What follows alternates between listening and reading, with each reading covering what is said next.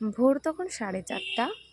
অনেক দিন হয়ে গেছে, তো ভিডিওটা আপলোড করতে পারিনি কিছু ব্যস্ততার কারণে। তো আমরা সেদিন সেবক যাবার জন্য বেরিয়ে পড়েছি ভোর ভোর, যেহেতু ট্রেনে যাচ্ছি না।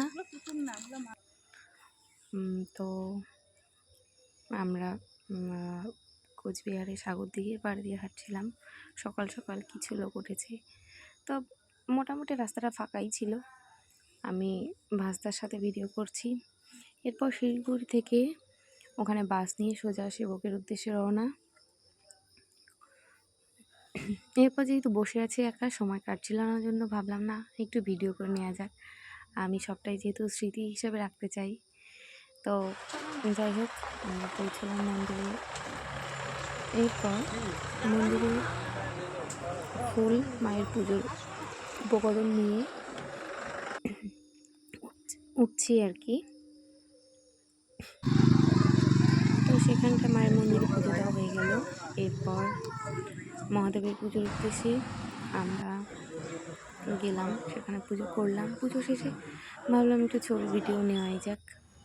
নিয়ে এরপর চারপাশের যে পরিবেশটা, তো সেটার একটু সুন্দর মুহূর্ত রাখলাম।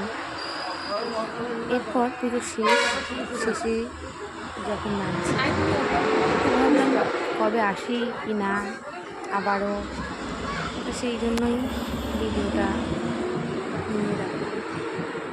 জানি না কীরকম করতে পারছি কি না, কিন্তু আমি জানি কারোর জন্যই করছি না, সবটাই আমি আমার স্মৃতির রাখার উদ্দেশ্যেই করছি। আমি পরবর্তীতেও যেন দেখতে পাই এই সমস্ত। আমি ট্রেন থেকে ওইদিকে দেখি, কারণ ফোনে তো এতটা স্টোরেজ থাকে না। তো যাই হোক, আমাদের ঘোরা শেষে আমরা মালবাজারে হনুমানজির মন্দিরে এলাম। এত সুন্দর ভিতরটা, আমার সত্যি এত ভালো লেগেছে। সবাই যাবেন। এরপর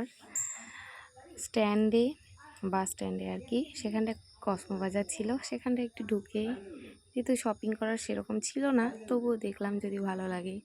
তো যাই হোক, আমার ভাস্তির মজার কিছু মুহূর্ত রেখে দিলাম। ভালো থাকবেন।